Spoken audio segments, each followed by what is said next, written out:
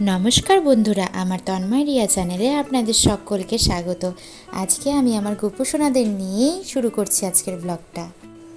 আমি আমার বাড়ির গোপুসোনাকে নিয়ে যাচ্ছি আমার বাবার বাড়িতে। এই দেখুন আমার শাশুড়ি মা, আমি আর আমার শাশুড়ি মা মিলে গোপুসোনাকে আমার বাবার বাড়িতে দিতে যাচ্ছি। আমরা গোপুসোনাকে কেন দিতে যাচ্ছি বাবার বাড়িতে তা আমি একে একে পরে বলছি, আপনারা পুরো ভিডিওটি দেখবেন।